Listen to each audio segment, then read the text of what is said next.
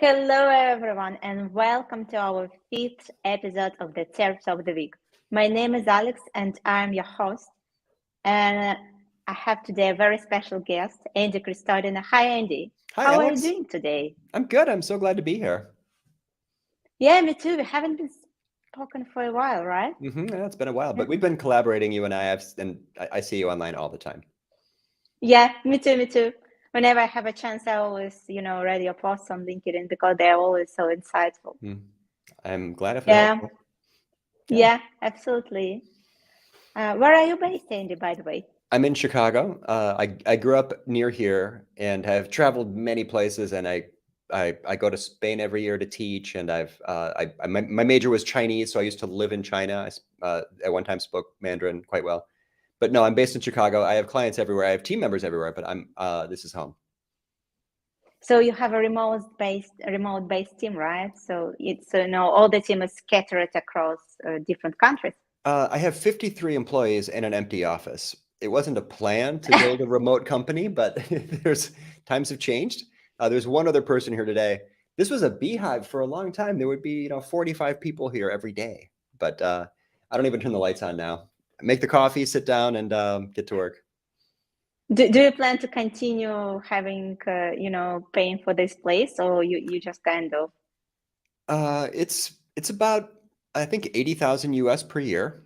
That sounds like a lot to me, but we have a CEO and we're carefully and closely managed, and so it's budgeted for, so it doesn't really feel like it hurts. But we've already let go of a third of the space, and likely when a year and a half from now, we might give up another third. Okay, I see. Yeah, makes sense. Thank you for joining us today. Let me quickly introduce you to our listeners, right? Sure. Andy Crestodina is the co-founder and chief marketing officer of Orbit Media, an award-winning 50-person digital agency in Chicago. We're actually 53, right? I think so, yes. 53 today. Yeah, now 53. And by the way, what's really interesting, I found that 5 years ago, almost exactly on the same day, we had a panel discussion with Andy and few other great experts at our conference. We used to have an online edition of, and everything started actually with Digital Olympus as a conference about overlooked ways of acquiring traffic. And today, right, we will be talking about most probably overlooked ways of using AI for SEO. It's some topics are evergreen. I mean, it's every brand. I mean, any demand generated marketer or lead gen marketer is focused on two things. Hopefully, two things, of course, right? Traffic and conversion rates.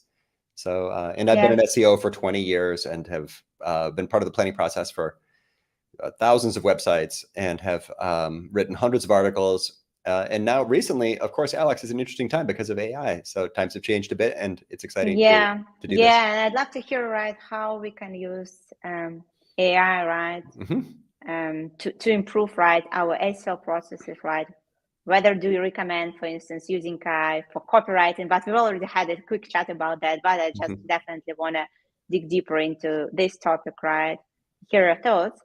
But what will be the very first thing when it comes to AI for SEO? What will be the very first thing that comes to your mind? Productivity, efficiency, deeper analysis, and more comprehensive content. AI is a tool to get insights faster and to produce deeper content more quickly. But also a concern comes to mind because I think that a lot of people, when you start talking about AI and content marketing or AI and SEO, some of these people are just looking for a shortcut to kind of not have to do the job or to abdicate their own thinking or not, like try to delegate their writing homework to a robot. Right? Exactly. Yeah, worries just me. Kind of, you know what? I have a very funny story. Somewhere I read about this and I thought that is hilarious. So there was one developer that was way before, remote working, so, that all things that was able to outsource all his work to some guys in China and India. And what he was coming to, to the real office. He was sitting there and playing video games. and his code was very good actually. Yeah. So finding shortcuts was probably somewhere in our DNA as as human beings. We should all want to be more efficient. I think that the problem with letting AI try to do your entire job of content creation with just a few simple prompts, the problem is it's probably not effective. It's not strategic. It's not going to get you much in terms of results. But that story, I remember hearing that story, and it makes me wonder what's the best. If you found out that someone on your team was doing that, but still getting results or being effective or performing well, do you fire the person or maybe promote them? That person probably should be promoted, right? It's like a delegation expert who's focused on outcomes. But that, the thing here is trust. I think the most important thing, right? That you can't really, kind of trade for trust or something like that. Of course. Yeah, and if someone's kind of secretly doing that, never kind of agreed with you, right? So I think that is something that is a big red flag, right, for anyone. So I think quiet quitting, they're called that. I think there's a name for this. I went to an AI conference and saw a presentation from someone from Google, and she had a name for that. I forgot what it's called. It's like cyber something. There's a name for people who are not doing their jobs anymore, but just letting AI try to do the whole job. And it was, if I could find this, secret cyborgs. Secret cyborgs is a name for people that stop doing their job but have AI do the whole thing. But I just wonder, right? Because whenever you want to deliver something, right, you have to be fully into context, right? And if you want to, and then the next question, if you can educate AI, right, to be fully into context, then you're a genius, right? So I think, for me, right, the problem, the main struggles come from the fact that you have to educate AI in the right way in order to actually be fully into context and understand it, right? If you have this situation and you have this infrastructure around this situation, then decisions, right, should be made based on, this and that, right? Just kind of based on your current situation, your resources, your budget, whatever it is, right? Exactly. And it takes skill to use this. And when it comes to SEO, right, what kind of parameters maybe, right, you need to tell AI in order to start making the right decisions, faster decisions, right? What is the starting point? What is kind of a setup process, most probably? Yeah.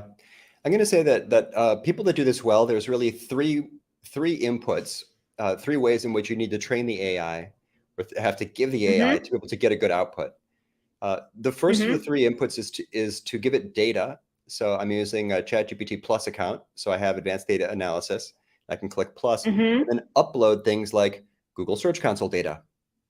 And it will, and now AI knows every key phrase. You can connect, or you just kind of need, I'm sorry, to kind of explain a little bit to our listeners, right? Or you can kind of export it like in some particular way. No, you go to the tool and output a CSV file and then upload. CSV, right? I taught this recently, and Alex, I have a slide. I have a couple of slides if you want me to try to show that. Yeah. Okay, this is the method. I think it's very important because whenever you kind of have the overall idea, I would say the generic idea, but the devil is always in those small details, right? Definitely. Okay, I'm going to share my screen. You're looking at a blank screen here for 1 second, and I'm going to show you the method for using for training the AI by first giving it data. So this is one of three inputs, I'm going to say, and I'm not going to use them all on this method, but I'm inside a Google. This is for free tool, of course. I'm inside Search Console. I've clicked on a URL under the Pages tab to narrow down to a page. This is a page I'm focused on. I'm going to optimize it. It's about making social media videos. I don't care about any of the branded queries, so I'm going to just exclude queries that contain the word orbit, my brand. And then these are all the phrases for which that page ranks. Then I click export and I download that as a CSV file. I renamed it GSC queries. When you click that export button, it's actually going to give you 5 files inside a zip file. You're really just looking for the queries one. And it's going to show you all the phrases for which that one URL ranks. And then when I upload things, I Mm-hmm. usually just say, can you analyze? That's my prompt. So upload Mm-hmm. and can you analyze? So there's a little plus sign. If as long as, actually I could go back. The way that you upload things to ChatGPT, you have to first click Mm-hmm. on you pay for the account, right? $20. Click on the Yeah. three dots, Mm-hmm. settings and beta, Mm-hmm. turn on advanced data Uh-huh. analysis. And now when you go to create a new chat, you go to advanced data analysis. And now you can click that Got little it. plus button. Okay. Cool. So I've uploaded my data to ChatGPT and I've asked it to analyze it, and it does. You saw it has a kind of a, oops, it's right here. Mm-hmm. It sort of says like, here's my, here's the data. I got the click-through rate. It Mm-hmm. understands things. Okay, great. Next, you are an SEO expert who is highly proficient in key phrase analysis. Merge the rows. It's a very noisy report. So I wanted to combine things. There's too many closely Mm-hmm. related rows. Merge the rows with very Mm-hmm. similar queries into a single rows with a single representative marketing key phrase. That Mm. word So helps. The word, something like pivot table, right? yeah. So basically in some, And yeah, okay. I'm just making assumptions. I'm not trying too hard here. I'm just Mm-hmm. telling it to do this in general. I'm not, if you Mm-hmm. prompt things, if your prompts are very tight, it sometimes gets, your results are not as good. So I'm just saying, just merge the rows, please. As you do so, combine the data, add these data points, Mm-hmm. average these data points, and then give me a link to download. And then you have to click to look at the data to make sure it's not weird. Anytime you Mm-hmm. ask ChatGPT to edit, to update a file, go look at it, and this looks fine. These are all the phrases for which my Mm-hmm. article about making social media videos ranks. Cool. Now my next prompt says, here's the data for the page you analyzed. Mm-hmm. Evaluate this page's key phrase usage and key phrase frequency for all the key phrases in the data set. And I copy and paste in the page. So now ChatGPT knows my keyword performance and has the content. You can imagine, right? This is going to be good SEO. It starts to analyze text pre-processing, evaluation, key phrase extraction, blah, blah, blah. Mm-hmm. My next prompt is I wanted to suggest SEO edits. Suggest edits to this page that would help it rank higher by better indicating its relevance. SEO is about indicating relevance. I'm not a spammer. I'm just trying to make a great page. Focus on recommendations for including key phrases that are not used in the data on the page, but that do appear in the data set. Mm-hmm. In other words, Mm-hmm. and this is true, every page that ranks for many things. Many of Yeah. those things that it ranks for are not included on the page. Yeah, exactly. But that's how Google wants actually, Yep. your page to kind of appear or being associated. So you need, Yeah. and by the way, Lucas Gillespie is talking about the same things, but he built his own tool, but that was before, Mm-hmm. ChatGPT and so on. Yeah. This But is with a lot yeah, of tools. that is exactly the process. That's how actually ClearScope and the rest Sure. of other, tools Yep. are kind of analyzing, right? And you could give But it I just that data wonder, too. and I my used, question is, right? yeah. I'm sorry for interrupting, right? You because I wanted to ask something. What's the key difference between using your methods and using tools like ClearScope or something like that? This is free. You don't have to buy Okay. it. I mean, just using Search Console and ChatGPT. Okay. So you can Okay. use, if So you can do the same thing with ClearScope. The other yeah, I difference, understand now. Yeah, I just don't think about, I don't mind paying, right? If it's kind of can give you something faster. But yeah, I understand. there's It's one more it's a big bit difference, different. Alex. Watch Mm-hmm. this. Make suggestions that Okay. improve the flow and clarity of the content. ClearScope Okay. is not generative AI. No, not at all. Just keyword suggestions. Yeah, this actually suggests that this rewrites sentences to Oh, okay. incorporate the key phrases that you missed. ClearScope doesn't do that.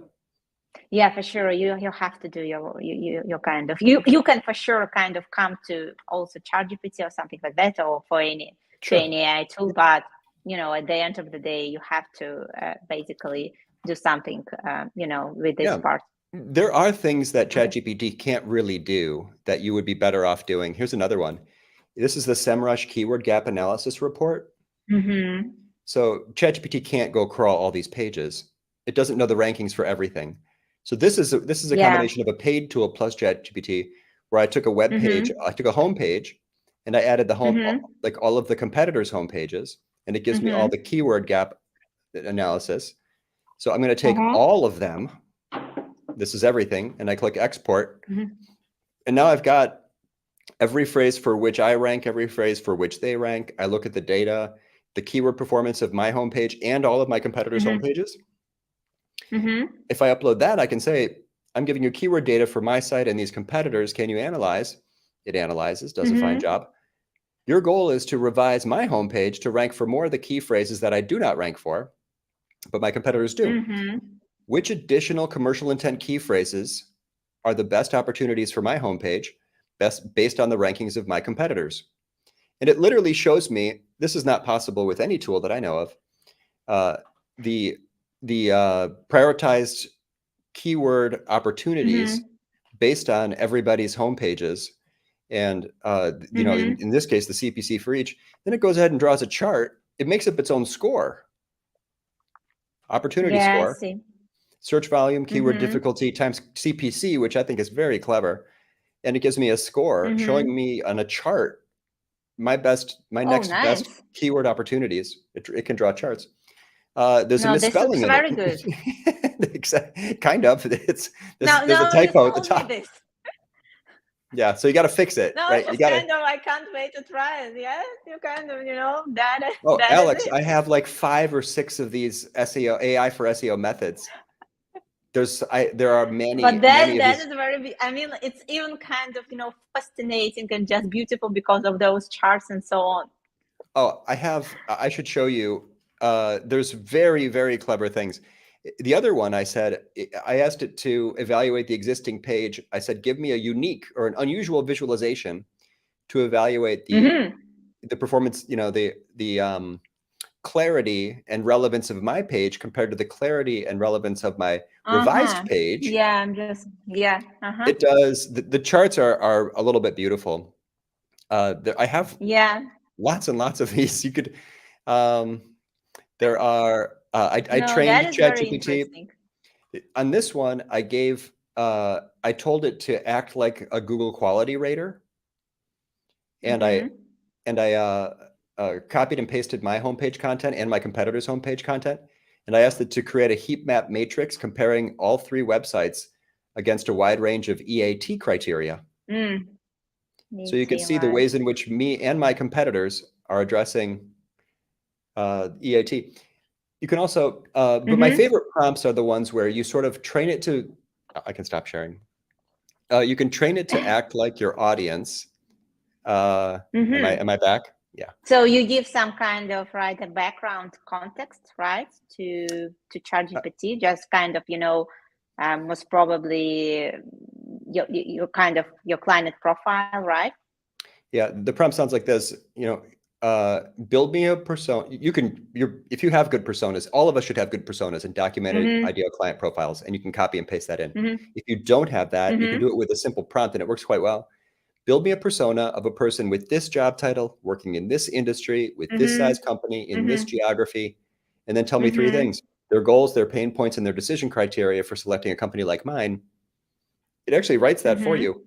Now it knows your audience, at least somewhat, and now everything that you do is going to be focused on that. So it's not SEO for its own sake. This is what I hate about SEO. SEOs care so much about traffic, but they forget the reader. They forget the buyer. They forget the lead. They care, you know, there's more to life. I've recently had a very beautiful conversation with one guy. We kind of, you know, we work with them. And basically they created a set of informational pages, more like in vocabulary style. And it's, you know, and they represent a services cloud solution, right? So it's a SaaS tool. But those pages, they are not connected at all with their product.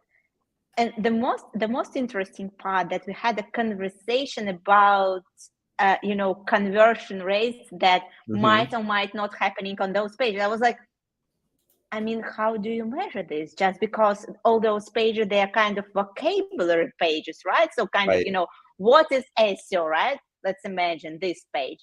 And it's just basically writing down SEO is kind of, you know, a job discipline, a discipline, a part of digital marketing, you know, and blah, blah, blah. Nothing, you know, they only had footer and header about there too, just because it's kind of integrated, you know, basically put on their blog, right? This content page. And I was like, I mean, if you if you're looking for conversions, right? you That's have right. to explain, right, why SEO is kind of connected with your product, how your user can take advantage of something like that. Because one more time, it's just kind of a very interesting, most probably kind of looking at things in a very interesting way, I would say, right? Not really looking at everything all together and just focusing either on this element or on that element. It's a problem. It's a problem. So the goal of the SEO is simply traffic, but that's not the goal of a business, unless you're like a media company and you sell ads or something. So Yeah, for for most of, sure. I mean, a B2B demand generating, lead generating marketer like myself, traffic alone, I have many very high ranking pages that get lots and lots of traffic and more than 1 million visitors a year and huge visibility, right? Like 50,000 views on a typical LinkedIn post, like I LinkedIn newsletter. I can drive a lot of traffic. It does not make me money. You only generate Yeah. demand when you attract a qualified visitor, typically from a commercial intent key phrase, to a page that, yes, of course, it attracted the visitor, but that's only half the battle. You need to put cheese on mouse traps. You have to have conversion optimization. You know what's hilarious? This is really, really funny and sad. EAT. Oh, I care. EAT. Wait, that's a thing. Now you care about trust? Yeah, that everyone is talking It's about so AT, right? funny. So many yeah. They never cared about EAT until they never cared about trust on web pages until Google said something about it. What were you doing before? You didn't add any evidence, any data, any statistics, any testimonials, any case studies, any support. That was always the game. Trust was always the game. But EAT, like, oh, now there's EAT. I got to make pages that it build trust. It's like foolish, short-sighted. Waste of time in the end, right? I have lots of, and it's nice to see, 10,000 visitors a month to an article, but look at the conversion rate and ask yourself, like, what's the business What was impact? the point, right? Yeah. Yeah, what's the So my point? favorite prompts, I can my favorite also use of, kind of build traffic, but at the end of the day, whether it's kind of bringing something meaningful back to to the business. yeah, you can't put traffic in the bank. The bank won't take it. So Oh, my that is favorite, a good phrase. I have to, yeah, they use it. try it. It won't work. The my favorite prompts are when you first tell it about the audience, and tell it to give me the prioritized information needs of this visitor. And then you give it keyword data also. I'm an SEO. I've been an SEO for 22 years. I know I love search. I'm a hardcore SEO. Then you give it the keyword data that align with those information needs. And then you ask ChatGPT to build you a chart that has prioritized information needs in one column, the ability to persuade and inform against those needs in another column because you gave it your page, and then the keyword gaps, the ability to indicate relevance in the third column. And I could find one for you, but you build these in one chart, you'll know exactly how to improve both cheese and mousetrap. That is, so in theory, if you do it well, AI can make you a better SEO because it will make you a more empathetic, audience-focused, persona-driven marketer. Yeah, for with sure. more accurate targeting. It's not about just stuffing keywords. It's not a faster way to stuff But I think keywords. it's Is very that what important to involve, your clients, right, and users in your content, because I think that is one of the biggest overlooked, most probably, ways of making your content stand out. Just isn't it? either relying on your own expertise, right? Just saying, kind of pretending that, I just kind of, a lot of founders, and even me sometimes, right? I kind of, I become maybe at some point very arrogant in terms of, I've been doing that for so many years. So I know better what my clients kind of think and, they want to see. So I can't kind of create the best content without even involving them, which is absolutely wrong for sure, just because we do have different needs and we do look at the same things in a very different ways. Yeah. And you know what? But it's kind of it's interesting, right? That I've noted that in some niches, what content marketers starting doing, I think it's a quite smart move. Whenever we are talking about services cloud solutions, right? so kind of any type of online tools, if they have, their profiles on Capterra, G2, and so on, what they do, they basically take feedback that they get on those platforms and integrate this feedback with real names inside their content. And it works just extremely well, I have to say. Sure. I've been seeing some content pieces that have been outranking very old, well-established domains just because of these, very small elements, I would say, because you might look at this and say, what are that? It's not so important, right? But in reality, it's a clear, and that is what you can't get with the help of AI, right? AI can't really generate, the real reviews for you. I mean, only fake ones. If you're okay with fake ones, right? It's funny though. If you ask it to write a page, it will put a fake testimonial into the page, of course. On LinkedIn, there are so many fake profiles. I have never done. Really, I mean, I received tons of requests from fake profiles. It's sad. It's what I don't. It's the worst. It's the worst part of digital marketing. People that you can fake anything, right? Yeah, spam. And people who are spammy it's and a try combination to of people who try to trick Google don't sleep well. They're afraid Google's going to catch them. I love Google updates. Every Google update helps me. I don't pay any attention to algorithm updates. Because all I've ever done is publish helpful, useful stuff that, there's a helpful content update. I have to make helpful content. What were you doing before? It's so weird.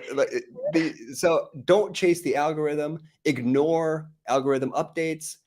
Stop reading SEO news. There's not really much news. Focus on your audience. Indicate relevance. Yes, research keywords. Yes, create keyword-focused content. Yes, do semantic SEO. Those things will all make you a better writer because you'll be making more comprehensive stuff, right? Every piece I make, I try to answer every related question. Yeah. And then, promote it well and partner with influencers and, do digital PR, but move on. Exactly. Yeah. Yeah. Ignore Google updates. Ignore Google updates, people. There's the only Google updates that should matter to us are changes to SERP features, including SGE. These things reduce click-through rates to everybody. But I have pages that rank number one and have ranked number one forever, right? It's not about rankings, it's about click-through rates. Yeah, exactly. And I just wanted to ask you to share the graph about, the secret one, right? That you've never shared with anyone as kind of, as the last thing that I'd love to go through, because I think it shares very exciting information that all our listeners will definitely appreciate, because I was looking at this as like, wow, that is very interesting. This is the first time I'm showing this. There's maybe 4 people who have seen it until just now. So you all seeing this will be seeing it partly for the first time. So we are all very special, guys. Yep. So for 10 years, talk about like a major content project and doing 10x or 100x your competitors. For 10 years, I've gotten 1,000 bloggers to answer 20 questions every year. This year, I added the AI question. Do marketers use AI? So this will be published next week. This graph has not been beautified. So do you use AI? 65% of bloggers are using AI. That number was close to 0 1 year ago. 43, the most common application and use case for AI is generating ideas, followed by headlines and outlines and edits. About 1 in 5 bloggers use AI to create a draft. For a lot of people, AI is just about never starting from scratch. And that makes perfect sense. I use AI to help me write the promotional emails because I've already spent 15 hours on a typical article. I don't need to write a new email for it. I can just give it the article and tell it to summarize for the email. Social media. Yeah, that's what I do as well. Yeah, it's by your the way, language. I just want to ask you, I just kind of wonder what you do, because sometimes, what happens whenever I ask AI, to kind of rephrase my already written kind of message to reuse it to different channels. AI is kind of makes it too wordy. And even though I've been trying to fight it in different ways, saying like, tell it in short sentences, something like that, it's still kind of, I have a feeling that it's kind of a bit of a content spin, if you know what I mean, whenever I don't really write at least a structure. Yeah. Well, so before I ask it to write an email for me, for example, I create a very detailed prompt that says, here are 10 emails written by Andy, summarize his style. And then it summarizes the style. I see, and then now the next prompt says, in Andy's style, see, this is what SEOs and content marketers that is a very, very good tip. Thank you very much for sharing, Katie. Now I know what to do, because, each time I kind of, throw something, try to write kind of, a brief task, and then I get something that I don't really like much, and then I kind of, I need to rewrite it, blah, blah, blah. So, of course, not necessarily need to, you need to rewrite it. Everything it writes, you need to edit. There is no version of AI that writes it perfectly the first time. But I'm glad that question came up, because we got to the third model. Train it, give it your data to help it find the best next action. Train it on your audience by telling it to create a persona or give it your ICPs. And then the third is to give it lots of samples of your own writing. You will not get good results from AI unless you train it. Yep. Summarize Andy's style. Here's 10 YouTube descriptions Andy wrote. Summarize his style. Here's 10. You know what else you can do? I recommend this. First, tell the AI to incorporate all of the advice found on the Orbit Media blog, and then have it write. It can do that. It's read my blog. I've written hundreds and hundreds of articles. Or you could just tell it to write something in my style, and it will do that. You'll have to keep going back, though. You can tell it that it read, you have read Copywriting Secrets by Jim Edwards. Rewrite this page using the tactics and strategies from that book, and give it a page. These things actually work. Yeah, that is nice. Yeah, now I see how I can train better my ChatGPT. Gotta train it. It doesn't know. Just because sometimes it doesn't behave well. Well, once I remember, I wrote something, and I just wanted to kind of do some editing, improve the flow and something like that. And I just wanted to do it very quickly. And it wrote like kind of, that very lengthy post just explaining what is link building, basically. While I wrote, very kind of in-depth thing, and I just wanted to keep it like that. It's just kind of, no, let me explain the basic stuff. I was like, gosh. That's why I joke AI stands for average information. If you just say, write me an article about X, it will write the average. Literally, it's writing the average article. And so, of course, it tastes like water. But there are very basic level, I would say, by the way. It's always kind of by default, the assumption that the audience is not really, even like medium advanced level, I would say, right? Somewhere, beginners, writing always for beginners. That is the default, kind of, set up there.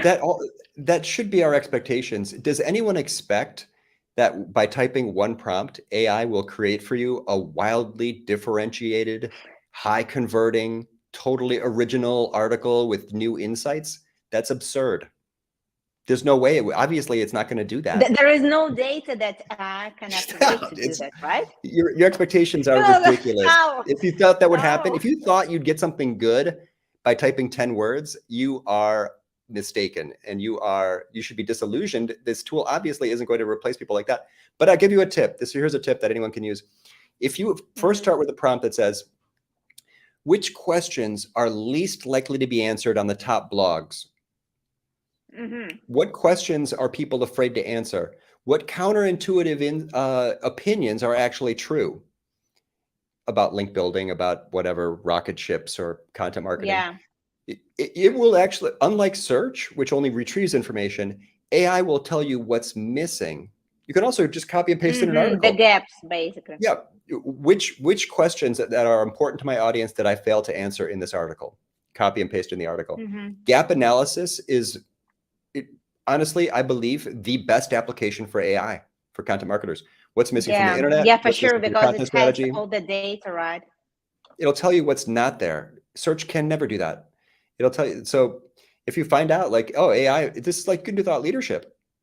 it's not going to write the thing for you, but in terms of an input for you can upload all of your title tags straight from Google Analytics and say, tell me the semantic distance between each of my topics and which articles I have not yet written, but are closely related to these topics. And it will do a semantic distance analysis of your entire body of work and point out the article that you should write, never wrote, almost wrote, because it's closely related. It's like where there should be a pillar piece, but there's nothing. Yeah. It shows you. Yeah. Yeah, absolutely. That makes, perfect sense. And that obviously saves tons of time.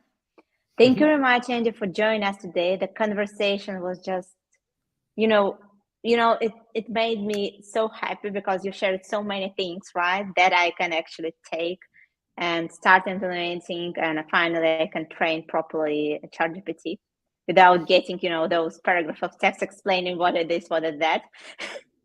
So spread the word. Yeah, tell your friends the right way to use these things, and then keep your eye out. In 1 week, we'll be publishing the blogger survey. The blogger survey is out in a week. Yeah, definitely, guys. So please keep following Andy. Are you going to share this on LinkedIn? Most probably yes, right? So guys, just kind of follow Andy on LinkedIn, and then you can be the first one who's going to know about this beautiful wrapper, because it has tons of other interesting graphs, right? Beside this one, the one that we shared.